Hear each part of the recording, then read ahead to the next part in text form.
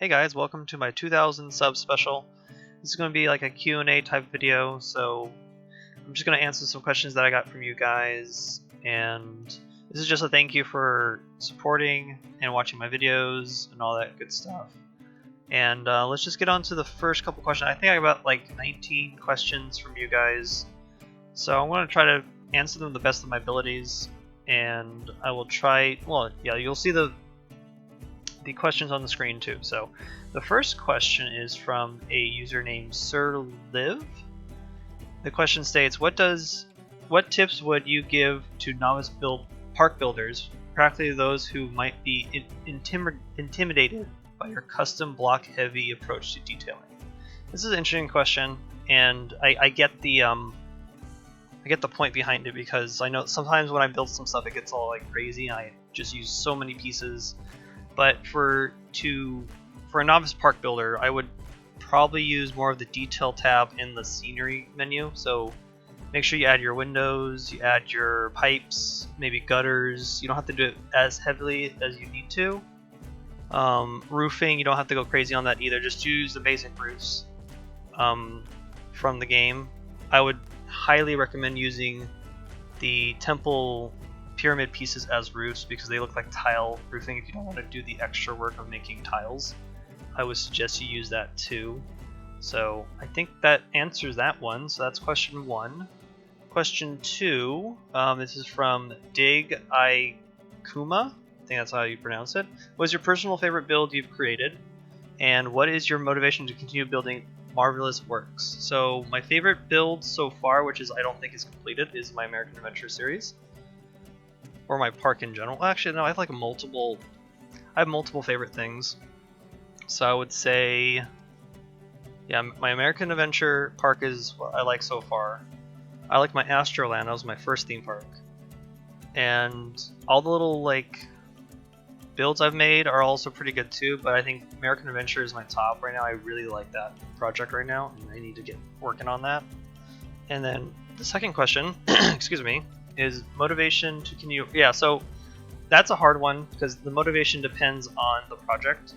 So for American Adventure, because that's been going on for 2 years, the motivation is to complete it.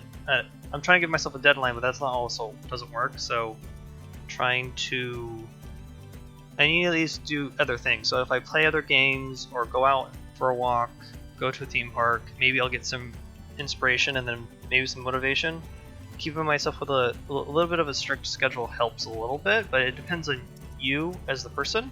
But for me, I try to give myself a schedule, and the YouTube channel also helps in that aspect because I want to make videos for the channel, so weekly.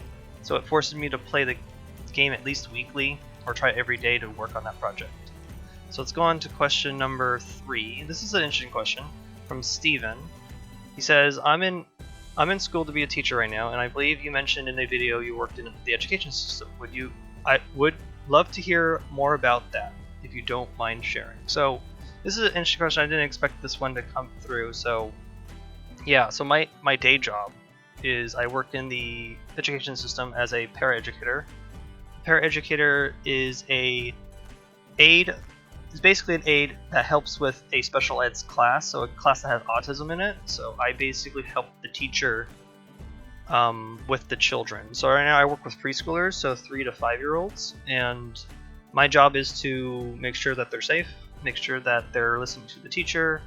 I help with some maybe actual wrangling of children. That happens every once in a while, but it's there to help the kids learn more specialized for their abilities. I don't want to call them disability because autism is not really a disability in my opinion. I think autism is just a different way you have to think and use your abilities. But again, I'm just there to help the kids, and it's quite a fulfilling job actually, so I quite like that aspect. But I've been doing paraeducator for about 2 years now.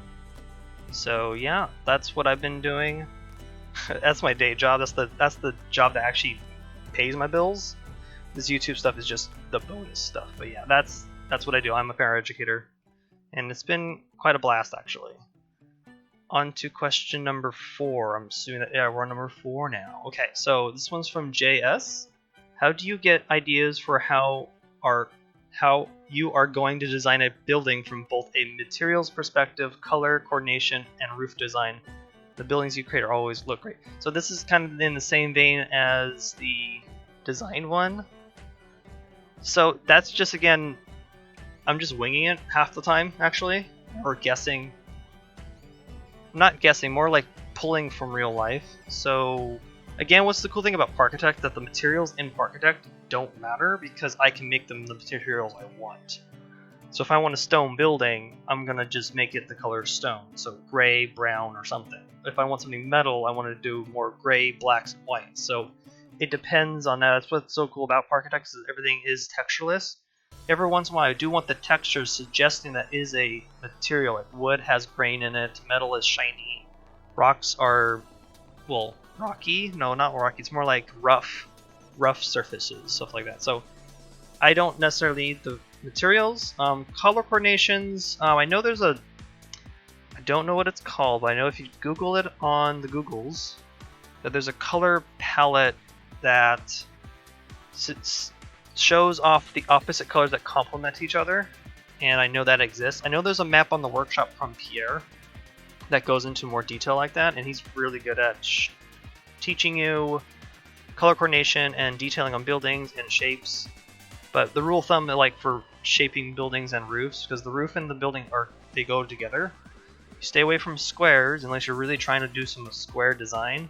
You go with rectangles or like L-shaped buildings, make it look interesting. Things like that kind of help in that. But again, I'm half winging it half the time. I'm also just pulling for inspiration. I hope that answers that question. On to question number 5. Could you do a tutorial on diagonal roof? Okay, so this is kind of the same in the last question.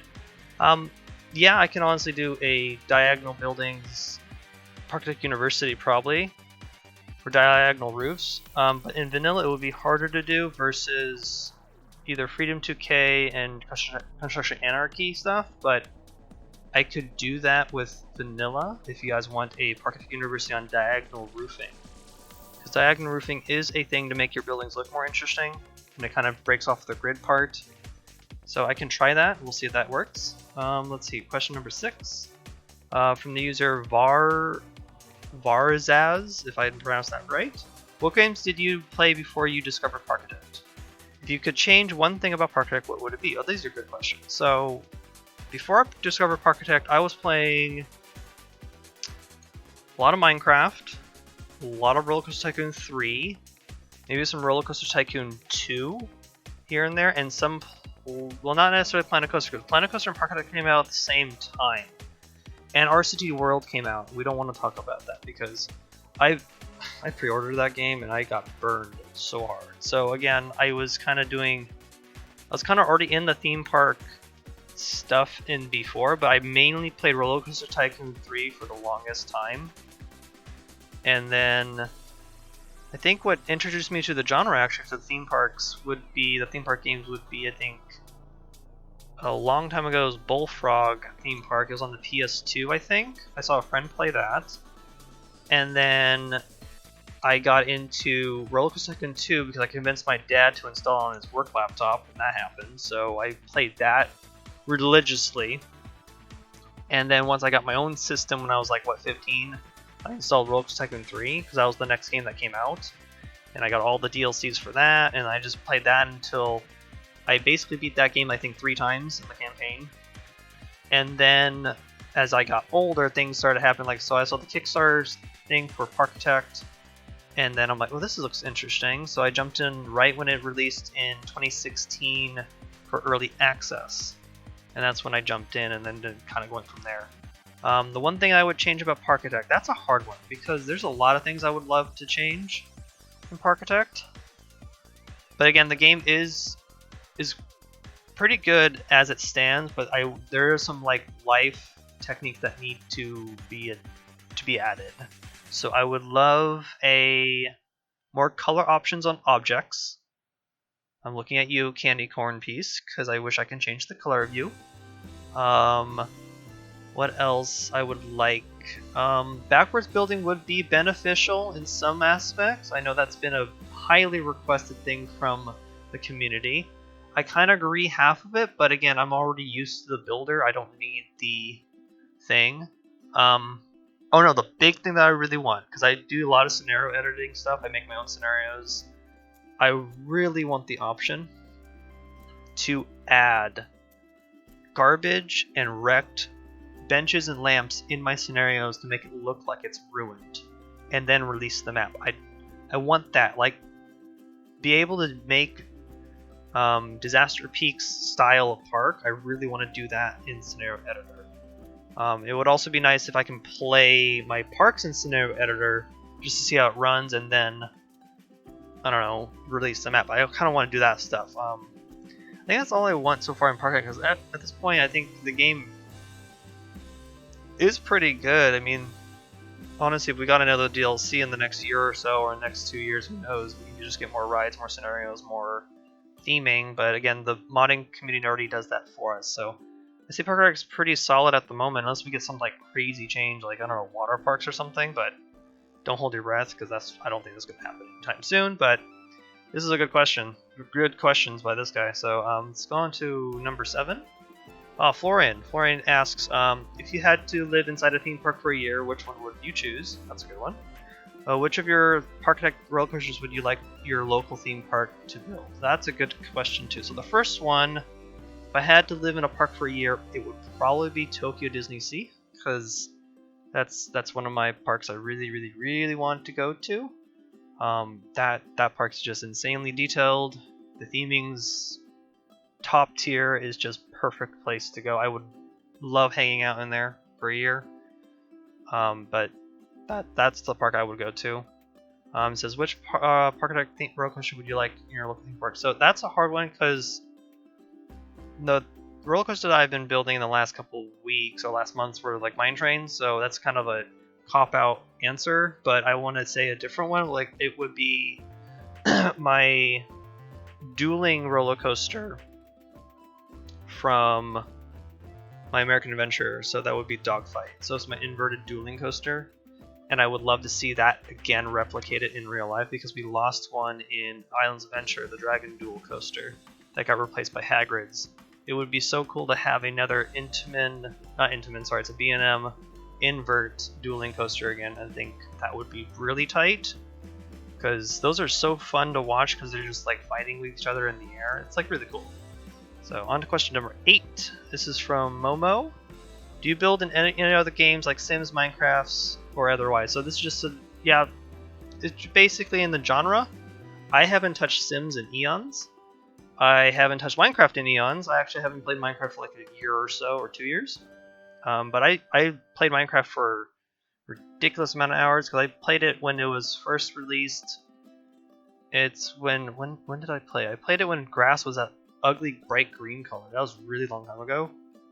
And I had a project with my brothers. We were building Disneyland in Minecraft. That kind of was an on and off project. Right now I just like Park Attack more. I just feel like the game has more... I feel like that game has... How do I say it? I get more creativity out of that game than I say at Minecraft or Planet Coaster or Sims. But I do play other games on my off time. I mean, I have at least 100-something games on my system at the moment. I just got a new game called Timberborn, which is actually like a beaver settler simulator, which is kind of weird, but I kind of like it. I've been playing that for a little bit. But yeah, I play other creative games that match the Park Attack style, because again, Park Attack is a like successor to Roller Coaster Tycoon 2, so they're in the same vein. Most of my games that I play are in the same vein, mostly.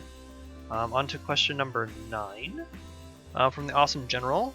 Do you, by chance, have any bucket list theme parks you want to go to get inspiration? So again, that would be Tokyo Disney Sea. Maybe Paris, Disneyland. And maybe one in Phantasialand. I want to go there. Yes, those are probably all my bucket list parks that I want to go to.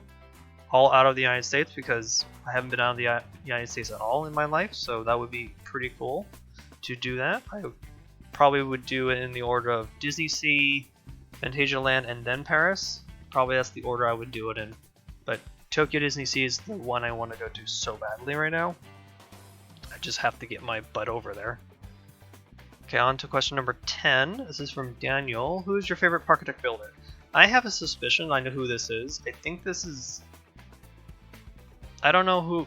Daniel. I'm not sure who it is, so I'm not going to necessarily guess. But I think I knew who it is, but I'm going to keep that to myself. But he says, who is your favorite parkour builder? That's a trap of a question, because there's a multiple people that I like in the community.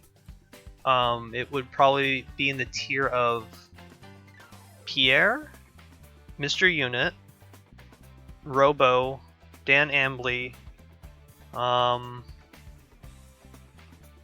Lively's pretty good. He's pretty good. Not like God tier yet, but he's improved. But I think I give Pierre and Mr. Unit pretty high esteem because they're pretty good at doing vanilla stuff too. And their builds are so clean, and their color picks are better than mine, in my opinion. Like, they pick better colors than I do sometimes. I think they're pretty solid. So at this point, I like them both. Oh, I didn't mention Silverette, but Silverette hasn't played in about 4 months, so I'll give him like an honor mention because Sylv has been pretty good too. He's the main reason why I started the YouTube channel, is because Sylv, but he's been a busy man, so I'll give him some slack. But he's pretty good at building too. But again, I think everybody in the community is pretty solid if you learn to share your stuff, even though you might be too scared to share. I think sharing is always a good thing. You get better at it. I've seen some pretty good builders in the last 6 months get better at building and designing things, and it's actually really cool to see. So I encourage everybody to just continue building and sharing. It's just this way how this community should work. So on to question number 11. I'm on now? Maybe 11? I forgot. I miscount. Whatever. This is Sheen. It says, favorite place to eat in SoCal. So if you haven't figured out, I live in California. So this one's a complicated one because I have a lot of multiple places I like to go. But the main big thing is In-N-Out Burger. It's like a 50s style burger joint. And everything is made fresh, even the burgers. So the bread's made, the burgers are made there. I think they've had their cheese shipped in. But everything's made to order, and their burgers are just to die for. I just love them so much. And their french fries are also really good too. I think they're made in sunflower oil. I'm not necessarily sure. I know I heard that somewhere like a while ago, but they're really good fries.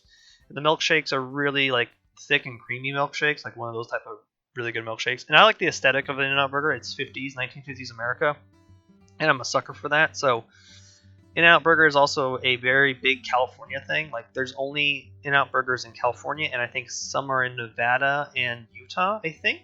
So it's kind of my thing. I love In-N-Out Burger.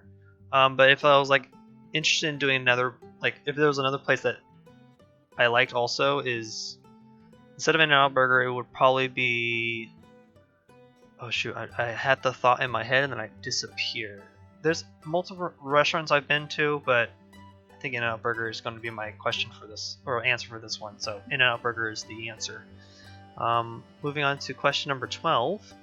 This is from my Twitter. Some people were asking. So this name is great. Random guy. Let's go. This is 4 questions from this gentleman. So we'll do favorite Lego set. That's a trap too, because every set that I've purchased at this moment I love to death because I'm a big Lego fan. I've been playing Lego since I was 5. So again, Lego is kind of a thing. But I do have a one that I really treasure, is the Stormtrooper helmet that's on my desk. I have actually a Stormtrooper helmet and a Scout Trooper helmet that are Lego kits. They're like little busts of that helmet, and it works well because, well, guess what? I love Stormtroopers. It's my thing. So I have those, and I just recently bought the Back to the Future Time Machine Lego set that was released April 1st. So I've been cherishing that set too because I'm big Back to the Future fan, and I love that movie to death. So next question is favorite scenario, base or taste of adventure. So this is a good one. Some of the scenarios, let me think. So because I'm going through the scenarios now, so I'm going to do some spoilers on the main campaign. I like Biscayne Beach is a good one. I like Disaster Peaks. I like Zalgonia, the last map in the campaign, which is the Halloween map. So Biscayne Beach is the beach one, which has the very limited floor plan or limited park border. And then I said Disaster Peaks, which is the destroyed park with the coasters. I like that one. I like how spread out it is. And then Zelgonio has that interesting theme with that mountain range, and I really like that one the most. So that was from base game. Taste of Adventure, I liked... Ooh, that's a hard one. Brimstone Peak, which is the steampunk one. That's a good one. Technopolis, which is the theme park on top of a mall. I liked how that was built. And maybe Dragon Valley. So again, I like multiple of them, but I think at the top right now it is going to be probably Biscayne Beach, which is a good one. I like that one the most. So the next question, where does the name AstroTron come from? This is kind of a long story, but I'll kind of cut it short. I think I made this name when I was 13 or 14. So this, actually what, this is 2005? Yeah, 2005. I don't know, I'm not going to do the math because I'm sometimes lazy with that. But in 2005, Disney made a game, or MMO, called Virtual Magic Kingdom, or VMK for short. And it was a free-to-play game. It was kind of a promotional game for the 50th anniversary of Disneyland. And so I made a quick little name, I think, because the name generator in that game was restrictive. They forced you to pick certain sections of a name. So you had to pick like the first 5 letters of a name in the front and then the last ending of the name. So it's like you chose different, how do I say it? Different phrases to make one name. So BMK was that limited, so I started with Astro because I was not being that inventive. I was just like, Astro's on top of the list. Okay, I didn't want to scroll down. And then it turned into Astro Millionaire was my first full name on VMK. And the funny thing is I had that name for a good year and a half. Then I got an email from them saying, oh, your name's too long. I'm like, but you gave me this option, VMK. You gave me the option saying Astro Millionaire. So I changed it to Astro Dragon. And then that stuck there for a while. And as I was as I was getting into like the online presence, when I was like, what? I want to say 16, 17, maybe 16. I changed to AstroTron because I like the movie Tron. It's kind of very generic reason why I have this name, and that name actually stuck since then. It just stayed with me at this point, and so now I'm just AstroTron because of this VMK game. It changed. So my other personas were Astro Millionaire, Astro Dragon, and then AstroTron. So at this point, AstroTron stays, and I'm glad I stick with this name because I think this is the only name I'm pretty unique actually on the online presence, which is actually nice. So that's how I got my name. Any future ideas for a new series, on and off videos on the channel? There could be a whole bunch of things that can happen in the next year or so, I don't know, but I would love to maybe jump into Planet Coaster. Maybe if I get a better system, if I upgraded my system, maybe I would jump into Planet Coaster, maybe try to play that a little bit. I know that there's a new game being developed called Park Beyond. It's kind of like a Thrillville knockoff, or Thrillville successor, you want to say. I want to play that too. Maybe if I got this equipment and cameras, maybe I'll do an actual Lego thing, like build a Lego set, review it, or just build it. Maybe show some mocks that I've built. I don't know, just kind of things. I didn't really expect my channel to really get this far after the 3 years I've been on it. So again, I didn't really choose this hobby. It kind of just appeared, but I think that's what I want to do with the channel. Maybe just kind of do what I do, makes me happy and gives value to you guys, because the point is to give value and something to work for you guys. It's not necessarily for, oh, I'm going to share and show off my stuff. It's not necessarily that is, so basically that's what it is for. So on to I think this is the last question from DZ Studios. I think he meant, how did you first encounter Parkitect, not who. So how did I first encounter Parkitect? It kind of goes back to, where did I find it? That's a good question. I don't remember. It was a while. 2016 is when I first saw it on, I think I saw it because I was in I was in the whole thing with Roller Coaster Tycoon World. I was like in the forums and all that stuff, and I think someone blurted something on the forums about Parkitect, and then I jumped in and found it on the Kickstarter, and then maybe I saw a trailer. Oh no, maybe it was Sylv. I think Sylv showed it first. He showed a video of him making one of the demo parks that's in the game. So I think Sylv introduced it to me. Like I saw it on his video, and then I researched it and found out, oh, it's going to come out in May. Sweet. And then I grabbed it from there, and then I've been kind of part of it ever since. So I've been there from the beginning, which is kind of cool. So yeah, that's where I interact with Parkitect.